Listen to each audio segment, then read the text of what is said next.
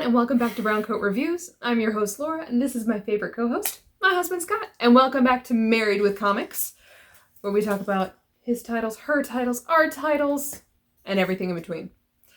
Now, before we get started, important reminders, we are having a 500 subscriber giveaway. I will start giving you all hints and showing you what is going to be included in that giveaway, but not yet. So if you want to qualify for the first giveaway, you must be subscribed to the channel. Second giveaway, you must be participating in the comment section below. So make sure to like, subscribe, comment, share, the whole kit and caboodle, and we'll be talking to you all in the comments very soon. Now, first grab this week, which I will be posting a review video on it very, very soon, is Wondergirl. Now, I read this series when it was just the 2 issues in the Future State run and loved it. So this is the A cover for reading. And then, of course, we got the J. Scott Campbell cover. I love it. It's really cool. Absolutely gorgeous. So, Yarrow Floor. It's written by Joelle Jones, who I'm a huge fan of. That was the end of the Laura Pile pickup. See? Ta-da! We have Amazing Spider-Man issue 66. Continuing on. And, of course, my Harley Quinn from the new run, number 2. Derek Chew cover, I believe. And then, of Daredevil, number 30. Yeah. A lot of good books this week for me, for Definitely. sure. And then a pickup I did on sort of a whim. So I had seen this on the website. I was on Comic Hub and was curious, mostly just because of the name. And then I asked Dan at our Ultimate Comics Raleigh shop, tell me some more about the guy. He told me some other works he's done. And then I saw too that it was the Antisocial Network, and I was interested. So I picked up The Red Room by Ed Piskor. I thought it was like a Shining spinoff. That was my first guess with Red Room. Well, when I saw Red Room, I honestly thought before I read anything that it was going to deal with Black Widow and Russia and all that and the Guardian. I was like, you know, Yelena Below. I'm like, ooh, and then I read it and I'm like, no, that's not right. So, yeah. So thanks, Dan. The Us Pile. So first one. Catwoman number 31. Catwoman, the cat's so nice, I had to buy her twice. I'm just saying, like, for that cover alone, artistic wise, yes. Yeah. For this cover, the snarkiness and the little quote, yes. What's she saying? You read it. Oh, Scott's afraid to do his impressions. I see how it is. Not that, but I don't have my glasses and you're female. So there you go. Oh, please. That's it? Mm-hmm. Next. They're just plying her with all these gifts. With all these obviously. gifts, It's like, there is someone holding a cat. it's very Selena Kyle. Like, oh, please. So, next one is, of course, Stray Dogs, issue number 4. If you have not seen my video, I talked about that there was a huge turning point in issue number 3. So now we are on to the suspense and all the good stuff in issue number 4. And for those of you who have not read it yet, who watched the video on number 3, little tip, I was told this one steps it up another notch. Ooh. If you had objections to the issue 3, you might be shocked, angered by issue 4. That's all I'm saying. Yeah. See, now I gotta read it. And then the last one, I was really, really glad that Scott grabbed this. So, Say that twice, fast. Francesco So- Francavilla. Legends of the Dark Knight. I loved this cover. I was really, really glad that our local LCS still had some in stock. Mm-hmm. I think it's just gorgeous. I hope the writing's good. We're gonna find out. But if not, the artwork on this cover was definitely a big fat yes. Makes me want it to be Halloween, like now. Yes! Like I totally, the orange, the moon, the bats, I'm like, yep, Halloween. I want trick-or-treat candy decorations. Definitely. So, now, some of the things that I've been starting to put on Instagram are some of my bargain shopping finds. I have jokingly told Scott that if there was an Olympic sport in bargain shopping, that I would have Olympic gold medals all the time. It is like my secret superpower. We all know that Criminal, which was the deluxe edition Ed Brubaker volumes that came out, they were released this month. The full price is $49.99. Originally, the best price that I could find was $35 on organicpricedbooks.com. With a $2 off coupon, you could get it for $33. I got this for $26. Brand new, still in the wrap, and not damaged. How did you manage that? Well, Amazon.com listed this book for $34, so it was $33.99. However, on the weekend, they did a buy one, get one 50% off sale if you purchased 2 books. So, oh darn, I had to go get a second one. When that happens. Other 2 deluxe editions on Amazon were not eligible for the sale, and the prices weren't as comparable. So with the 50% off, it took some money off of this, so it ended up being $26, which was a huge excitement grab. But what did you get with the other book, Laura? Is that good? Is that what you want me to say? Absolutely. So wonderful. So well scripted. Not coached at all. Was V is for Vendetta. This has been on my list to read, to enjoy, to savor for a very, very long time. I loved the movie. I loved the kind of the soliloquy behind it. And yes, every single remember the 5th of November. I am dying to read this story. So yes, on November 5th of this year, I will be talking about V is for Vendetta. And we'll be talking about, this is the 30th year anniversary edition. And I thought this one was absolutely gorgeous. Like, sold. The cover's cool. The slipcover is gorgeous. I'm sold. Now, this that Scott's about to open, or one of our many unboxings here on the channel, we had a book sent to us from Bruce Wayne. Yeah. So last week we showed you 2 of the manga titles that he had recommended and he sent to us. And this is book number 3. It all started because we delved into the world of manga. We hadn't really been. And in the video you were talking about that. And if you haven't seen the video yet where she interviews the artist from Fista Firenze, yes, which was the first title we bought at our shop because she was a local artist, definitely go check that out.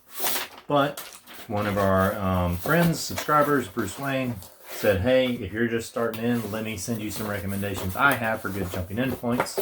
And his recommendations so far have been really cool. Yeah, they look, I'll be honest, have not read all of either of them, but look very cool. Very, very excited to get on them. And this is book number 3, which doesn't look cool at all. Oh. I mean, first of all, I'm going to go a little Grace. If you know who Grace is from our local comic shop, Ultimate Comics over in Cary. This feels awesome. Seriously, touch it. I'm not joking. Oh, that is cool. So it's this got that is like 3D, raised, yeah. And then this feels, it's not like leather. It almost feels like velvet, the cover itself. I don't know what that is, but that's cool. And then the artwork on the front here is actually raised and has a different texture. All I know is it looks dark and it's all black. Twisty. And when I say all black, look at the spine. I'm like, oh my God. The edges, the leaves. That's and there's just a little like skull cool on the side. Yes. And by the way, the name of it is Death Note Black Edition. Contains volumes 1 and 2. Thank you, Bruce. First of all, I don't know if really I can read it, like stop stroking it long. I'm not going to turn the pages. I'll try. But also, ooh, yeah, because then the artwork inside. Show the artwork. Yeah. We are going to actually show you some of this cool stuff. Look at that. I don't want to. We're not going to hurt the book, but yeah. Oh, look at that. So, needless to say, dark and twisty, check. This is going to be awesome. This is going to be cool. So, yes, we've started our delve into the world of manga. So I read Fista Firenze. I will do a review on that within the next week or so and kind of talk to you about my first exploration into manga. And then I'm also kind of glad, Bruce Wayne, that you've given us a chance to see more of the famous titles, because I knew with manga there's a lot to choose from. So I didn't know kind of what was the next logical progression, and this is cool. So on to our shout outs. Now, Martin M. said something very, very sweet. He said that he particularly liked that both of you are so chill and easygoing during your discussions. Okay. Well, we try. Yes, and I'm not scoffing when I laugh at that. Have I ever been referred to as easygoing? I don't know. Was it supposed to be by me? No, just in general. A lot of people say that I have, Martin, I really appreciate that comment, because a lot of people say I have RBF. For those of you who are not familiar and or not afflicted, I have resting bitch face. Meaning when my facial expression isn't excited, sad, anything, I'm just sitting, reading, looking, watching something, I look like I'm in a stern, pissed off mood, I guess. Okay. Been told that multiple times. So, for the fact that you said it was easygoing, that's huge. Thank you very much. I am really that way on the inside. I just maybe don't reflect it always here. So I think one of the things that I don't think Scott's giving himself enough credit for is, I mean, when we're sitting here relaxing and we're talking about something that we both love, it's easy to joke and have fun. And I think one of the many reasons why we started the channel is because in a lot of ways you can get bogged down and at work. And both of us, when we are working, we kind of get like tunnel vision and the job is hyper focused and it's all important and your eyes are just on the computer. Yeah. A lot of people do. And it's hard sometimes when you leave work to leave work at work. Yeah. So that's another one of the many challenges that we've had. So in a lot of ways, we've tried bringing comic books into our marriage. Even if it's not the actual physical comic books, it'll be the comic book stories and the movies and TV series that we'll watch as well. But we try and do that as something to kind of break us away from it. So whether it's something that we laugh about, something dark and twisty, something that just kind of engages us outside of, oh my gosh, I've got another project I need to do tomorrow and what am I going to do and my boss is going to kill me. Just something else. And it's really, really fun to get to share that with you all as well. Yeah, we enjoy it and I'm glad it shows. Yes. So thank you, Martin. And Doug, you appreciated our cameo appearances, which today technically Faith did kind of hover over here, but she wasn't, interrupting enough to be able to make an appearance today. They've had a very busy social week and weekend, and so they're still recuperating. They're in R&R mode. Hard life. They're like, we cannot be bothered to make cameos. I'm sorry, Daddy, Mama. You're just going to have to bear it without us this time. And Robert, of course, so I really do appreciate you. And of course, I'm just giving you a hard time. So Robert was talking in our comic book review and in our Married with Comics section, he was talking about this amazing title and he couldn't wait for us to read it. And it was Pizza Detective. Oh. And that day I had just posted the review on Pizza Detective. So he put in this wonderful review and he actually came to the exact same conclusion that I did about the story, which was really neat. So I purposefully didn't remark on the response on the one video, knowing that I'm like, give him time, he's gonna find the other video. And he did. And he had the exact same response, which was really fun. So I just had a little bit of fun with you. A100, so they ended up changing the lyrics to Fast Car by Tracy Chapman, which then managed to get Fast Car stuck in my head. There are a couple things that you guys are going to learn, and Scott knows very well that it does not take very much for songs to get stuck in my head. And sometimes he does this on purpose. Whether it's like... Never. Oh. I know not what thou speakest of. Yeah. Also known as, gosh, what was the obnoxious tune that you got stuck in my head the other day? You really want me to get it stuck in your head again? I know. He's going to. Okay, then. But anyways, Scott will get these songs stuck in my head. So this was actually a good song to get stuck in my head, but every single time I go through the comment section, I'm like, he's got a fast car. Yeah. Oh, yeah. It's there. And then, I do appreciate you guys. Now, I'm ragging on myself here, so don't worry. I'm going to laugh at myself because that's all I can do. I've told you all, and I will self-proclaim that I am terrible at names. So, when I say I'm terrible at names, when I manage to say Aunt Germ instead of Art Germ, sorry. Enoch instead of Enoch, oops. These are normal occurrences that he is used to just being like, try that again. Have you read any of the Batman? Batman and Rubin. Now, at least I am not as bad as my father, who... No. My father makes up words. So instead of, what was it, Philippines food? Thailandese. Thailandese food. That's what my father says. Still trying to figure out what that is. I'm like, really? Somebody from Thailand making Vietnamese food? Instead of... It could be, maybe. Dusseldrive, he calls it Dusseldrive. Oh yeah, my father has all kinds of words. Rigorous mortis instead of rigor mortis. Oh yeah. So it is sadly... Genetic is what she's getting at. I'm afraid so. I am a little dyslexic, which makes life even more interesting. So I apologize. But yeah, feel free to keep correcting me in the comments and laugh with me because I know I'm gonna mess up another name, title, something down the road. And if you guys are willing to laugh with me, we're gonna have a lot of fun. Because it's gonna happen.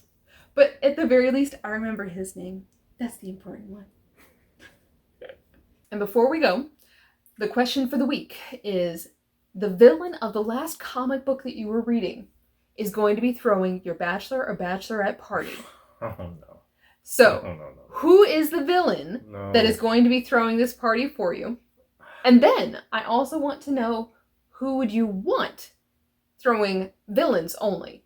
Throwing your bachelor or bachelorette party. Now, we're going to give the titles of who is the villain from our last comic book. Man.